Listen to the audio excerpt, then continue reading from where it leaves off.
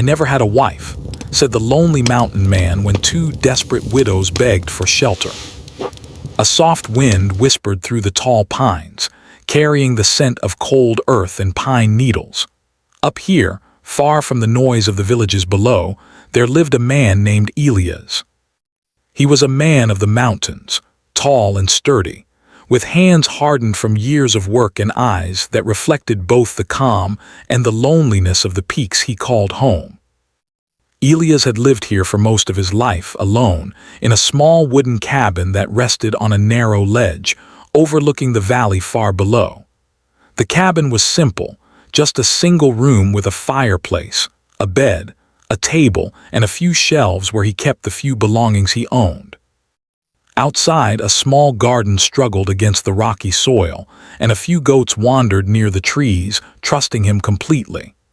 Elias' days followed a quiet rhythm. He would wake before the sun, light a fire in his fireplace, and prepare a simple breakfast of bread and cheese.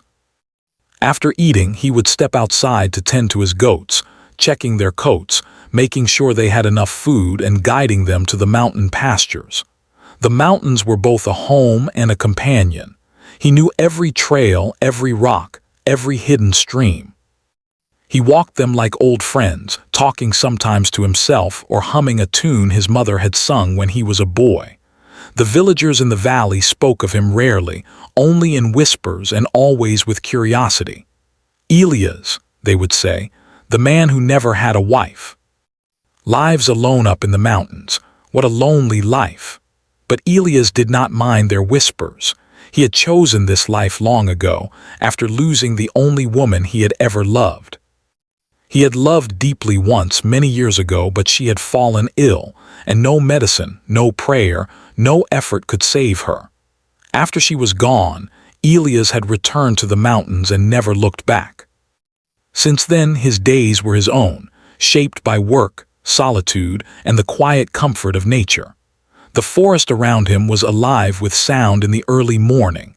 Birds called to each other from the treetops, and the distant roar of a waterfall echoed through the valley. Elias breathed in the crisp air and felt the peace of the mountains fill his chest. He carried a small axe over his shoulder and walked toward a cluster of dead trees he had marked for cutting. The work was hard, but it kept him strong and gave him a sense of purpose. Each swing of the axe brought down a tree, and he would carefully split the logs, stacking them neatly near the cabin.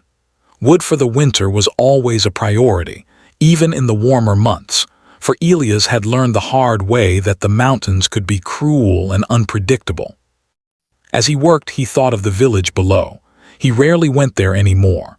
The villagers were kind enough, but their lives were loud and complicated, full of gossip and endless events. Elias preferred the simplicity of the mountains. Yet sometimes, when he saw smoke rising from the distant chimneys or heard the faint sound of bells from the village church, he felt a small tug of curiosity. He would imagine the lives of people he did not know, fathers, mothers, children, friends. It was a distant world, almost like a story, and he was only an observer. And yet, even with this distance, he sometimes felt a quiet longing for connection. Not for a wife or a family in the traditional sense, but for someone to share a fire with, someone to talk to in the long nights when the wind howled around his cabin. Elias' cabin itself was modest but well kept. He had built it with his own hands, using the timber he had cut from the surrounding forest. The walls were strong, and the roof was patched with care to keep out the rain and snow. Inside, the fireplace was the heart of the home. He would light it each morning and evening, and the warmth would spread through the room, chasing away the chill that crept in from the mountain air. His furniture was simple but sturdy, made by him from pine wood. On the table, he kept a few tools, some dried herbs, and a small journal where he sometimes wrote notes about the weather, the animals, or thoughts that passed through his mind. These notes were mostly for himself, a way to remember the small details of his life, the patterns of the mountains, and the passing of time. The seasons shaped Elias' life as much as he shaped his own routines. In spring, he would plant a small garden, careful to protect young shoots from frost or hungry animals. In summer, he would tend to the goats and repair fences or paths. Autumn meant collecting wood and preparing for the long, harsh winter, when the snow would cover everything, making travel dangerous and life difficult. Winter was quiet, almost absolute in its stillness. Snow muffled the sounds of the forest, and the cold could seep into the bones if one was careless. Yet even in winter, Elias felt a strange beauty in the mountains. The world seemed pure, untouched, and honest. And in those long, frozen months, he would often sit by the fire and think of the life he had once lost, remembering the warmth of her smile and the sound of her laughter.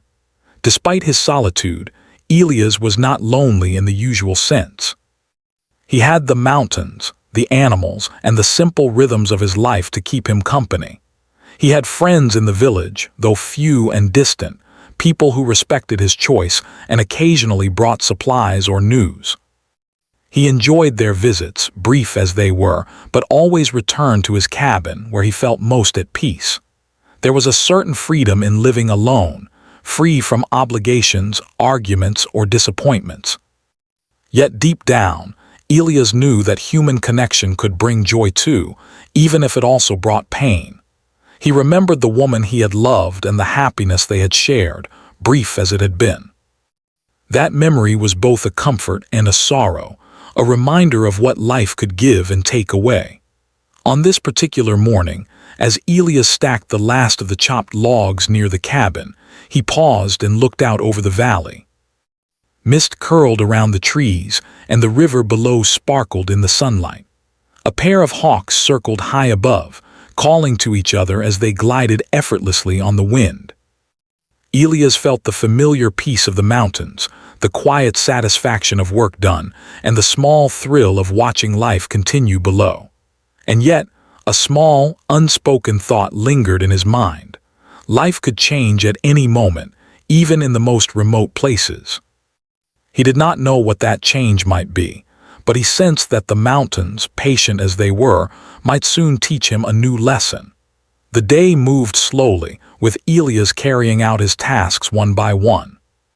He repaired the fence around the goat pen, fetched water from the nearby stream, and mended a hole in the roof that the winter storms had torn open.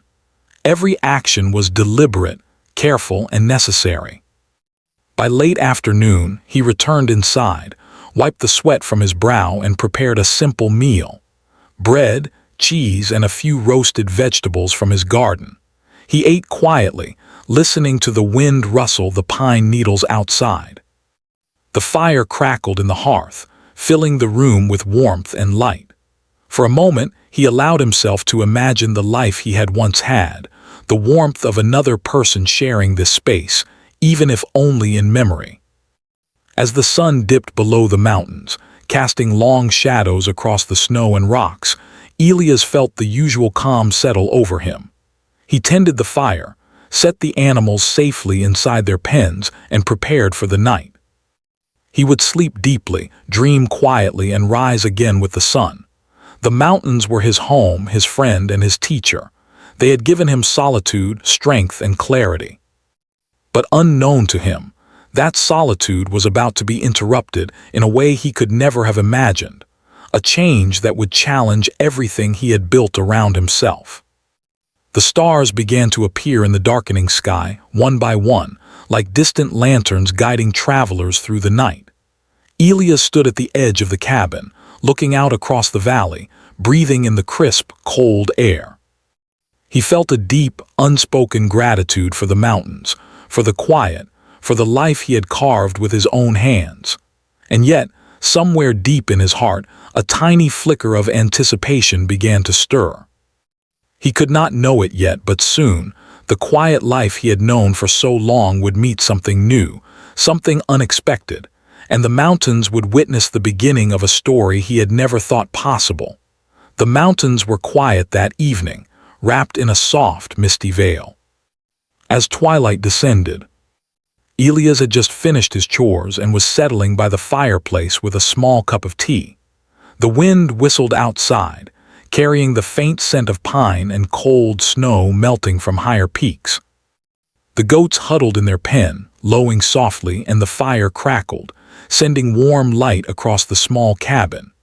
Elias thought of the day, of the sun glinting on rocks, the birds flying high above, and the way the shadows had shifted across the valley. It was a peaceful life, steady and predictable exactly as he liked it. But then, a sudden sound broke the rhythm of the evening, a faint, irregular knocking at the cabin door. Elias froze for a moment, his hand resting on the edge of his cup. The mountains were not empty, but visitors were rare. Most villagers avoided this remote area, especially after the sun dipped behind the peaks. The sound came again, more insistent this time, and it carried with it a note of desperation. Hesitant, Elias rose and opened the door. Standing before him were two women, their clothes soaked and torn, faces pale and eyes wide with exhaustion. The taller one, Anna, clutched a small bundle to her chest, while the other, Ruth, leaned heavily on a walking stick, her hair matted from travel. Both were clearly desperate, their faces lined not with age but with grief and hardship. Elias stepped back, unsure what to do.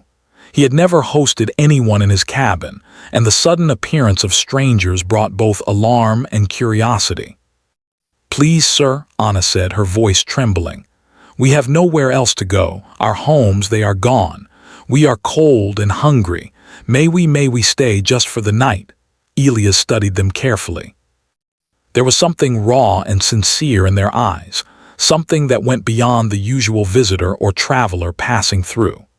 He noticed their trembling hands, the mud clinging to their shoes, and the way Ruth leaned weakly against her walking stick. Something in him stirred, a quiet tug he hadn't felt in years. He wanted to refuse. He wanted to close the door and return to the comforting solitude of his fire, and yet he could not. "Come in," he said finally, his voice calm but firm. The women hesitated for a moment, then stepped inside. Elias shut the door behind them, letting the warmth of the cabin wash over their chilled bodies.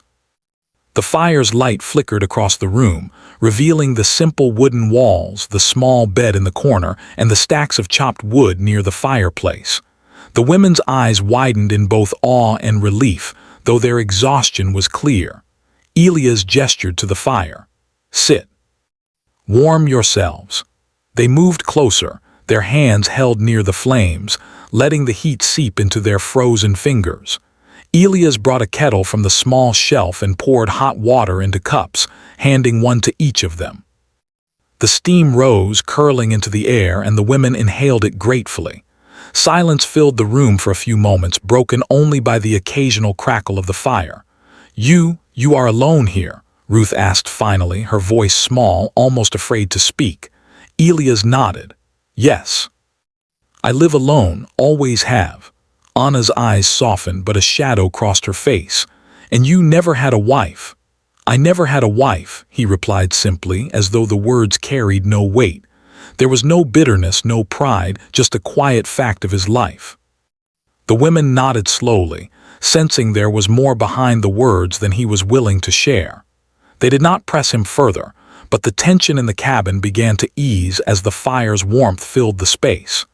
Elias handed them a small loaf of bread and some cheese.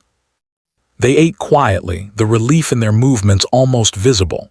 He watched them, noting the exhaustion in their faces, the careful way they handled the food, and the faint spark of hope returning to their eyes. After they had eaten, Elias showed them where they could rest. There was only a small bed, but he offered it to the taller of the two and placed a thick blanket on the floor for the other. It was far from comfortable, but it was safe and warm. The women settled quietly, murmuring thanks. Elias returned to his chair by the fire, feeling a strange mixture of emotions he had not felt in years: responsibility, caution, and an unfamiliar sense of connection. As night deepened, the wind outside grew stronger, rattling the wooden walls of the cabin. The women huddled together, sharing the blanket and whispering softly about their journey. They had come from a village far below, where tragedy had struck. Both had lost their husbands in a mining accident just weeks earlier, leaving them with nothing. Their homes were destroyed by a landslide during the spring rains, and they had no family to turn to. The mountains, which had always seemed distant and imposing, were now their only hope. And in the quiet presence of Elias, they found a glimmer of safety, however fragile it might be. Elias sat in the dim firelight, his thoughts wandering. He had always known the mountains as a place of solitude, but now he saw them differently, like a sanctuary that could shelter not just himself, but others as well. He thought of the woman he had once loved and lost, and of the small joys and sorrows that life had brought him. Could he open his home to these strangers? Could he offer not just shelter, but kindness and perhaps even trust? He did not have an answer yet, but he knew he could not turn them away. Not when they were this desperate. The hours passed slowly. The women drifted into an uneasy sleep, lulled by the warmth of the fire and the safety of the cabin. Elias kept watch, occasionally glancing at the door or listening to the wind outside. Memories of his past mingled with the present, the laughter of the woman he had loved, the way the sunlight had once fallen across their small village, the quiet comfort of shared meals and conversation. He realized how long it had been since he had spoken to anyone who truly needed his help, and a strange feeling of purpose began to settle in his chest.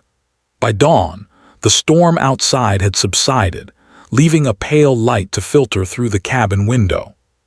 Snowflakes melted on the wooden roof, dripping softly onto the ground below. Elias rose quietly, careful not to wake the women, and stepped outside. The mountains stretched endlessly before him, quiet and majestic in the early morning light. He breathed in the cold, fresh air, feeling a clarity he had not known in years. Today would be different. When he returned to the cabin, the women were awake, washing their faces with cold water from a basin he had prepared. They looked at him with gratitude but also with caution. They did not yet understand the man who had taken them in, and he did not yet understand them fully. It was a delicate balance, a tentative start to something new. We should find work," Anna said softly, breaking the silence. "We cannot stay forever and we have little to survive on." Elias nodded. "We will see. For now you have shelter, that is enough." Ruth looked at him, eyes wide. Why do you help us?" Elias considered the question carefully. "Because sometimes people need help, and I know what it is to have nowhere to go." The women exchanged glances, sensing the weight behind his words. There was pain there, loss, and yet a quiet strength. Elias did not offer explanations or apologies. He simply moved through his day as he always had, tending to the goats, gathering firewood, and preparing food. But now the presence of the two widows added a new rhythm to his life, a rhythm of shared meals, quiet conversation, and small gestures of trust. Over the next few days, the three of them settled into a routine. Elias taught Anna how to tend to the goats, showing her how to coax them down from the hills and care for their coats. Ruth learned to help with cooking and gathering firewood. The cabin, once a place of solitude, began to feel alive with activity, laughter, and even arguments over small things.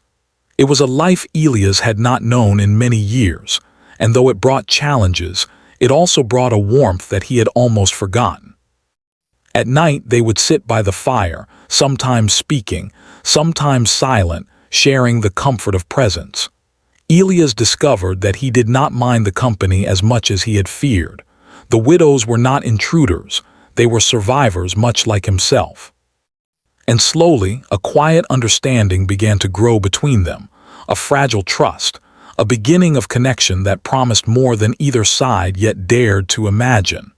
By the end of the first week, Elias realized something he had not felt in decades: hope. Not the hope of wealth or comfort, but the hope that life could change, even in the mountains, even for someone who had lived alone for so long.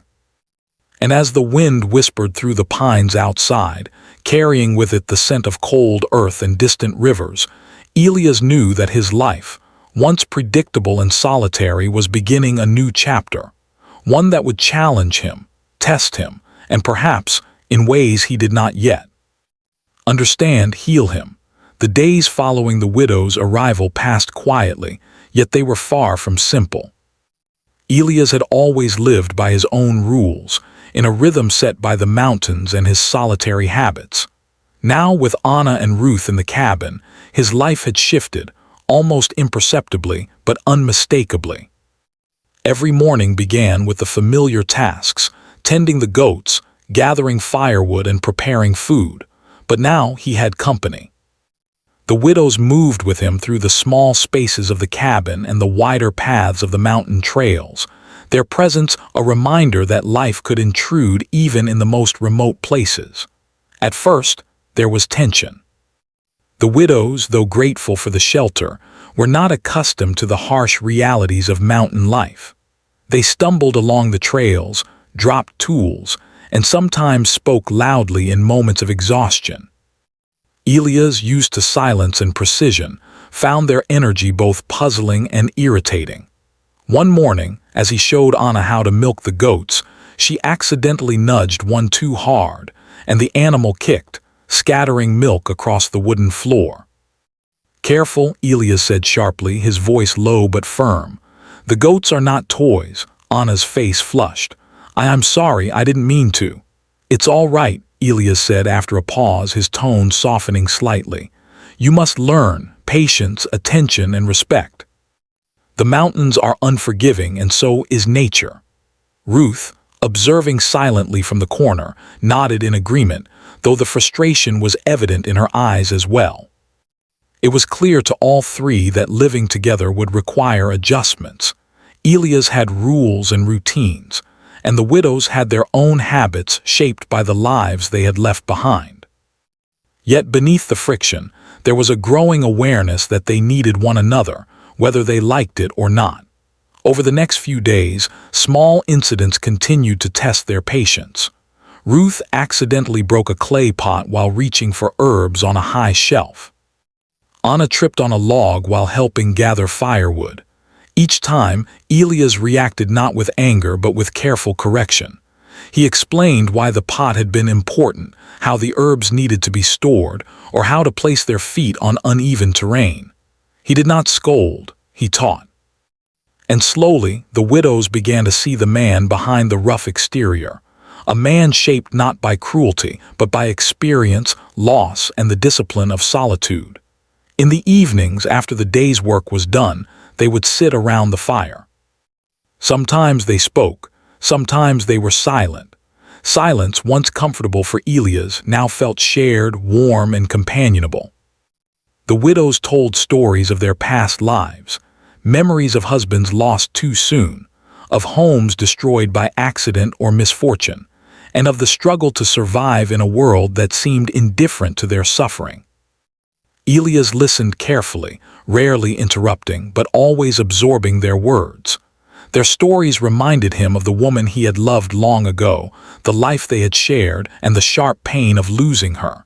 Yet, unlike the past, this time he was not completely alone in his grief.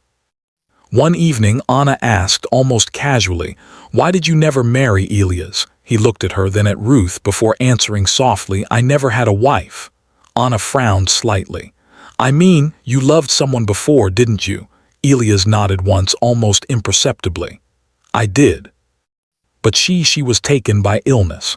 There was nothing I could do. Since then I have lived here and it has been enough." Ruth's eyes softened and Anna's face showed a mix of understanding and curiosity. Neither pressed further. They could sense the pain behind his words, the memory he kept locked away. Elias had learned long ago that some losses were too deep to discuss freely. His silence was not coldness. It was a shield, a way to survive without being broken again. Despite the small conflicts and the occasional misunderstandings, a rhythm began to emerge. Elias taught the widows how to gather herbs from the forest, how to check the goats for injuries, and how to tend the small garden. They, in turn, brought a sense of warmth and care that had been absent from the cabin for years. Anna's laughter, though rare, echoed off the wooden walls, and Ruth's gentle hands kept things tidy and organized. Slowly, the cabin, once a fortress of solitude, began to feel like a home again, not in the sense of wealth or luxury, but in the sense of shared effort, shared space, and quiet companionship. Yet trust remained fragile. Elias still recoiled at sudden noise or unexpected movements. The widows, though grateful, could not entirely relax around him. There were moments when silence turned into tension, when a word spoken too loudly or an action done too quickly made Elias stiffen. But each challenge was met with patience. He did not shout, he did not punish. He simply guided, taught, and reminded, giving them the tools to survive in the harsh mountain environment. In turn, they began to understand the man behind the stern exterior, seeing that his rules were not arbitrary, but a reflection of experience and necessity. One cold morning, a heavy frost had settled over the valley. The goat's breath hung in the air like smoke, and the ground was slick with ice. Elias led the women along the narrow path to gather firewood. Anna slipped slightly, catching herself on a branch, and Ruth's hands trembled as she carried a heavy bundle of sticks. Elias' eyes narrowed, and he moved quickly to help, guiding them with a steady hand. The exercise was exhausting, yet in these small struggles, a bond was forming. They were learning to rely on one another, and Elias, for the first time in years, was learning to accept help, even if indirectly. During another quiet evening, as the wind rattled the roof, Elias decided to speak more of his past, not the pain, but the lessons. "The mountains teach you many things," he said softly, staring into the fire. "Patience, respect, strength, but they also teach loneliness and the danger of closing yourself to the world." Anna looked at him curiously. "Do you regret it, being alone all these years?" Elias paused, his eyes reflecting the firelight. "No, I survived, I learned, and I remember. But I also wonder sometimes what life might have been with someone else. It is a thought I keep, and I do not dwell on it. Life is too short for dwelling. We must act, survive, and endure." Ruth reached out briefly, placing a hand near his arm, not touching, just acknowledging. It was a small gesture, but Elias felt it deeply. In that moment, he realized that the widows were more than visitors. They were companions, sharing not just the cabin, but a part of his life that he had long guarded fiercely. And for the first time in decades, he allowed himself a small flicker of trust, a willingness to open a part of himself he had thought permanently closed. As the days turned into weeks, routines solidified. Elias would rise early, Anna and Ruth following behind, learning and assisting. The goats were tended with care, firewood collected and stacked neatly, and meals prepared together. At night, the cabin was filled with the quiet murmurs of conversation or the occasional laugh. Life was not perfect, there were arguments, mistakes, and frustrations, but it was alive, it was human. And for Elias, who had known only solitude for so long, it was a revelation. One day, after a morning of work in the garden, Anna asked softly, "Do you ever feel lonely, Elias?" He considered the question, glancing toward the distant peaks. "Yes," he admitted finally, "but loneliness is not always a bad companion.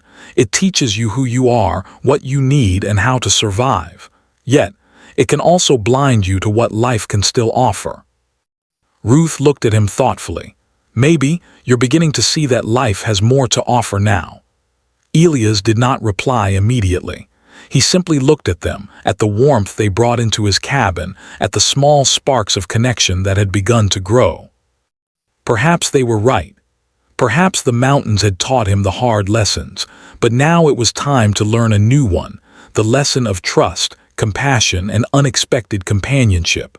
And so, the small household continued to grow into its new form. Conflicts still arose, but they were tempered by patience and understanding.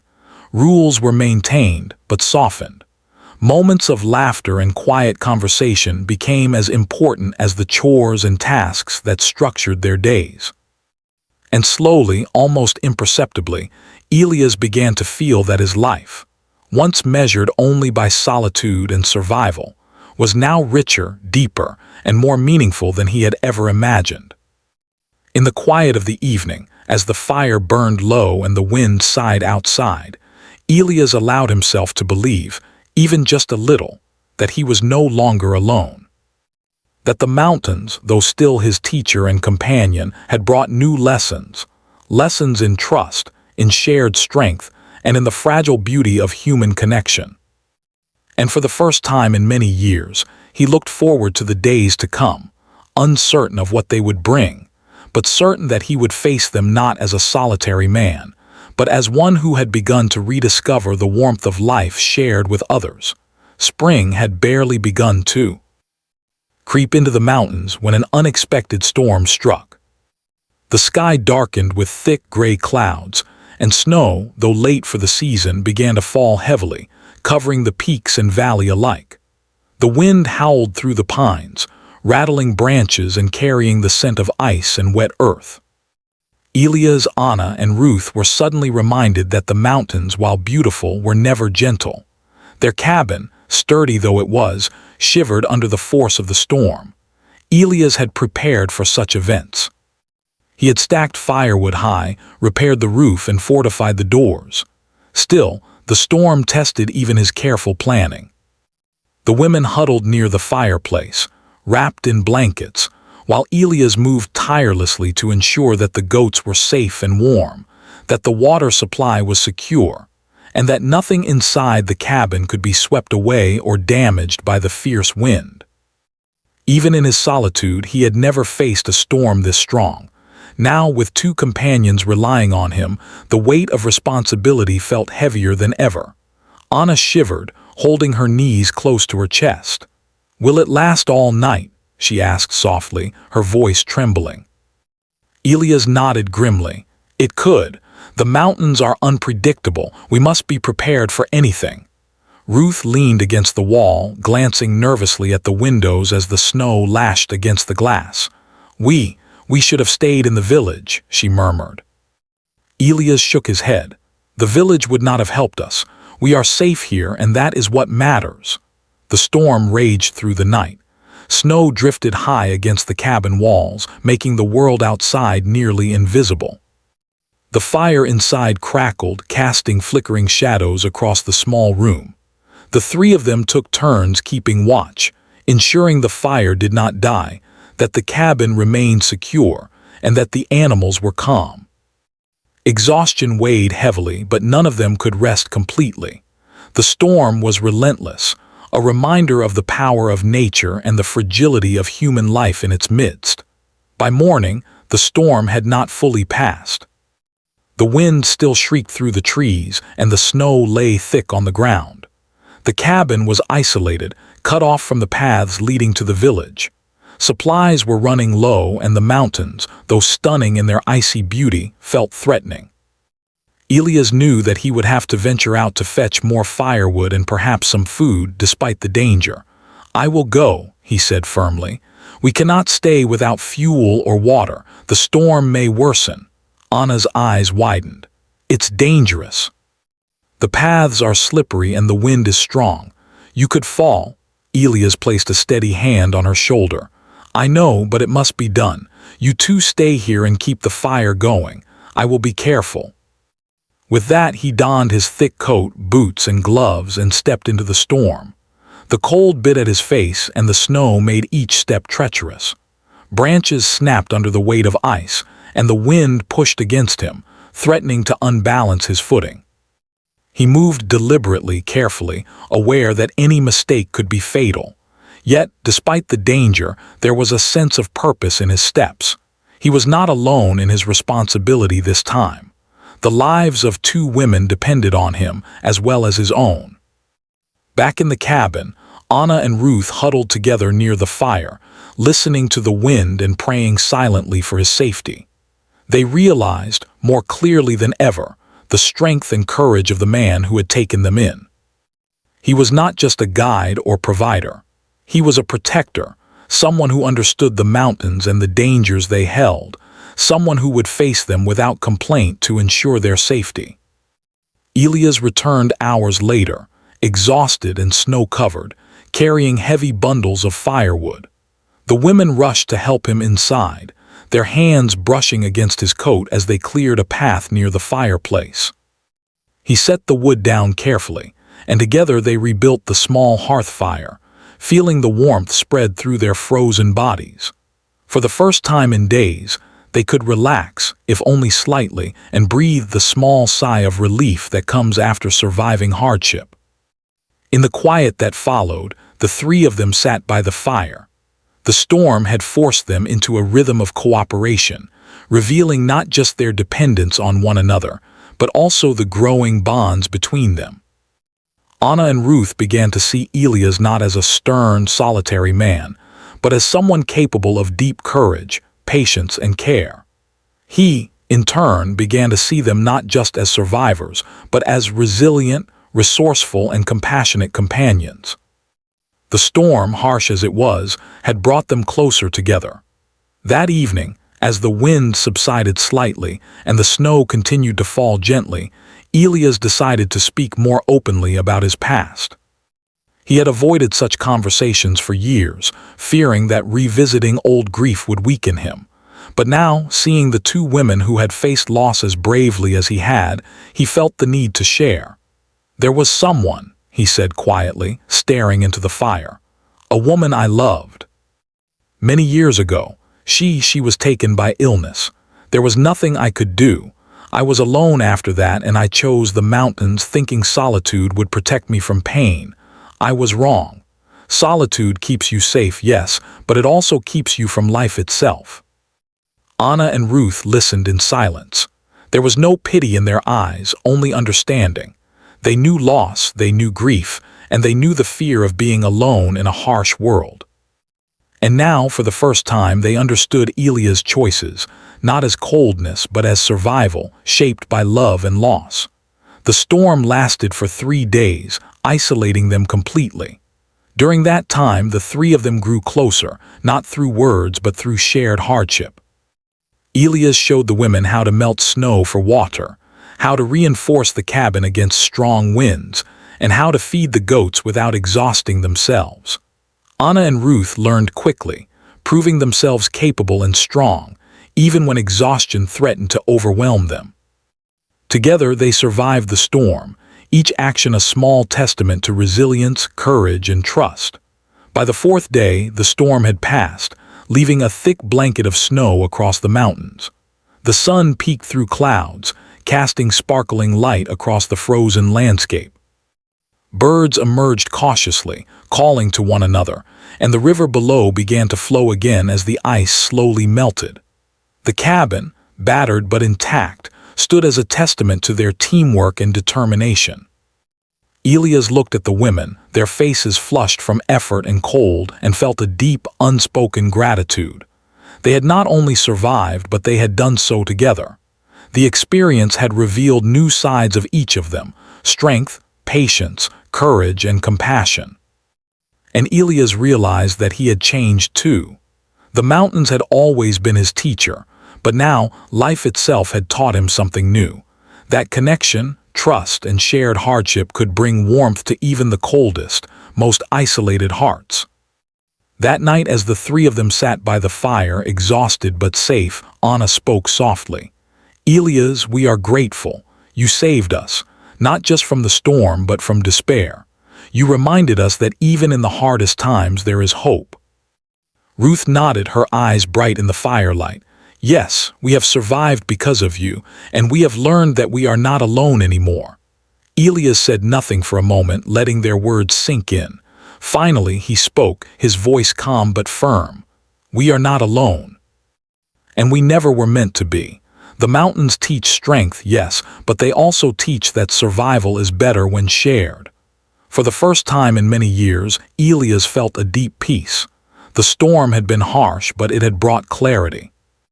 It had shown him that life was not meant to be endured alone, and that even in the harshest conditions, human connection could offer warmth, hope, and resilience. In the days that followed, the cabin seemed brighter, more alive. The women had grown confident in their tasks, tending to the goats, gathering firewood and preparing meals. Elias, while still stern and cautious, allowed moments of laughter and quiet conversation. The bond formed during the storm had solidified into trust and mutual respect, a foundation for something deeper and more enduring.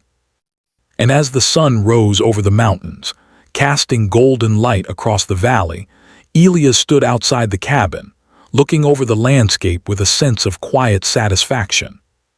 He knew the hardships were not over, mountains were never gentle, but he also knew that whatever challenges lay ahead, they would face them together. The storm had tested them, shaped them, and brought them closer, revealing the strength of shared survival and the fragile beauty of human connection. Spring had fully arrived in the mountains, melting the heavy snow and painting the valley with shades of green. Streams gurgled over rocks, flowers began to bloom near the cabin, and the pines glistened with fresh new needles. Life felt alive again, vibrant and full of possibility.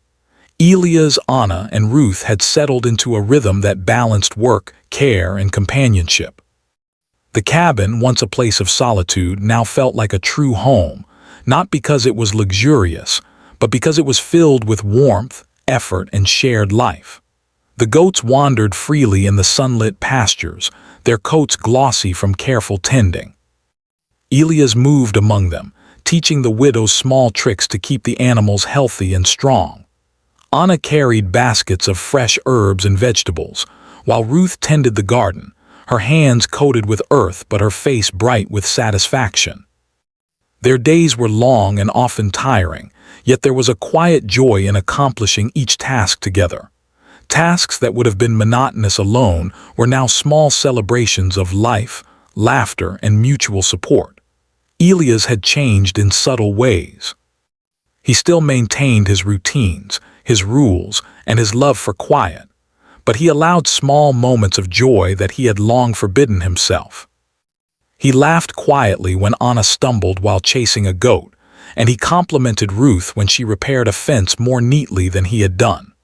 The widows, in turn, had grown confident in the mountains, learning to respect both its dangers and its beauty. They had become more than guests. They had become partners in survival and, in a way, family. One morning, as Elias was chopping firewood near the edge of the forest, Anna approached him with a smile. "Elias," she said, holding out a small basket of fresh herbs, "we thought you might like these for the stew tonight." He looked at her, feeling a warmth that had little to do with the sun. "Thank you," he said simply, accepting the basket. There was a softness in his tone, a small acknowledgement of care that he had not shown in years.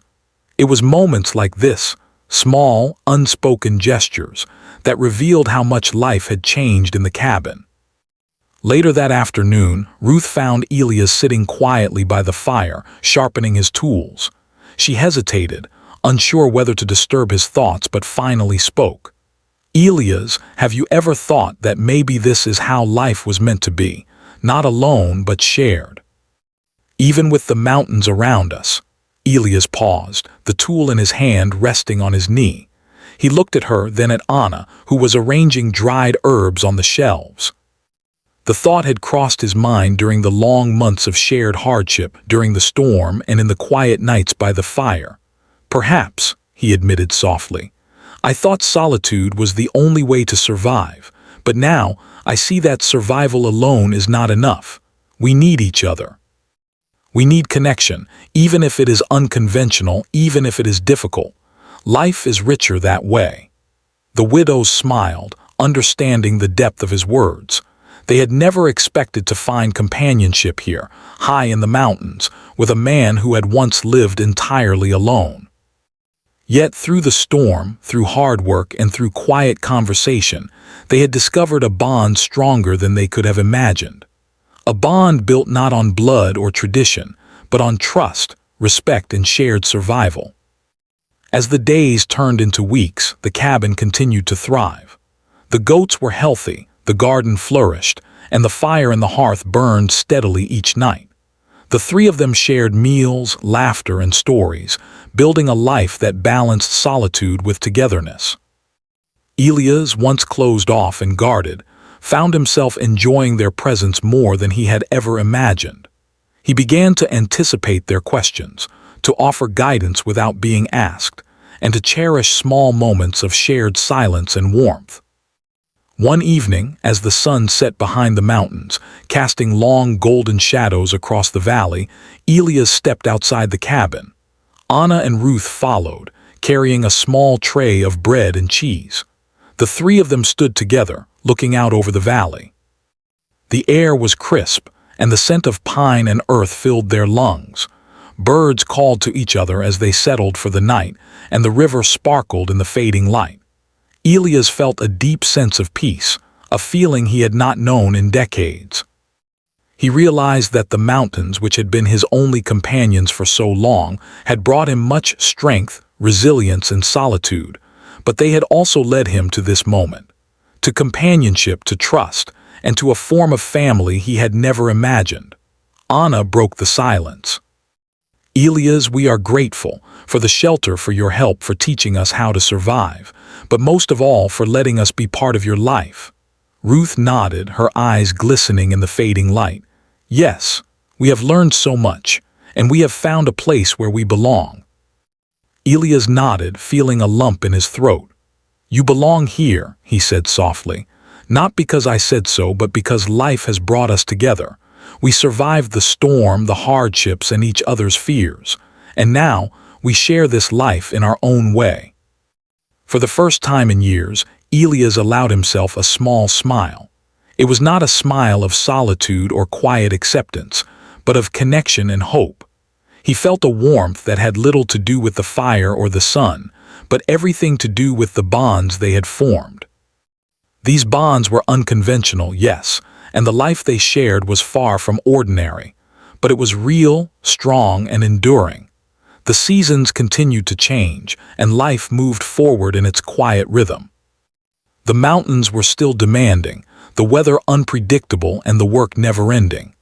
But the cabin, once a place of isolation, had become a home filled with laughter, care, and shared effort.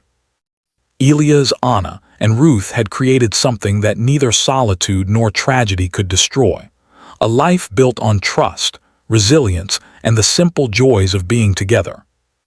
One late afternoon, as the sun dipped low in the sky, Elias and the widows gathered around the fire to prepare their evening meal. Anna chopped vegetables while Ruth stirred a pot of stew.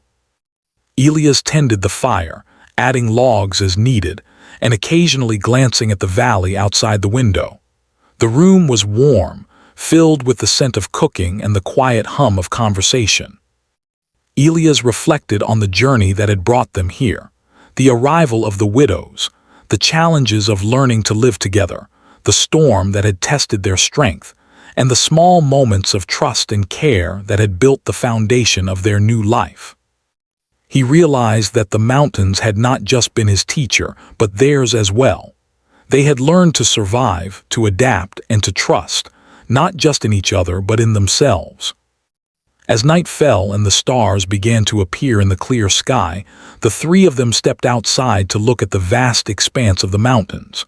The air was crisp, and the valley below glimmered under the starlight. Elias felt a profound sense of gratitude.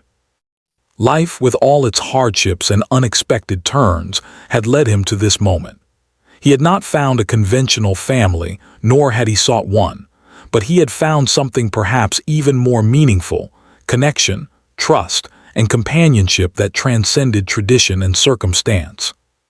In the quiet of the night, with the mountains standing tall and silent around them, Elias realized that he was no longer alone. He had survived loss and solitude, but he had also discovered the warmth of shared life. The widows had become a part of his world, and he a part of theirs. Together, they had created a life that was both resilient and tender, harsh yet beautiful, a life that, despite its challenges, was full of meaning and hope. And so, the cabin in the mountains, once a place of isolation, had become a home. Elias, Anna, and Ruth continued their days with purpose, courage, and care, embracing both the hardships and joys that life offered. The mountains remained as they always had been, majestic, demanding, and full of lessons. But now, Elias faced them not alone but with companions who shared his journey. In the years that followed, the small household flourished. The garden grew abundant, the goats thrived, and the fire in the hearth never went out. The widows, once desperate and fearful, became skilled in the ways of the mountains. Elias, once a solitary man hardened by loss, learned to embrace connection, laughter, and the small joys of life shared. Together they created a family, not of blood, but of trust, love, and mutual care. A family built on survival, resilience, and the enduring beauty of human connection. And on quiet evenings, when the sun dipped behind the mountains and the sky blazed with gold and pink, Elias would stand outside, looking over the valley below. He felt a deep contentment, knowing that life, though unpredictable, could be rich, warm, and meaningful when shared with those who truly cared. He had never had a wife, it was true, but he had found something perhaps even greater, a family formed not by circumstance, but by courage, trust, and the quiet beauty of life shared in the mountains.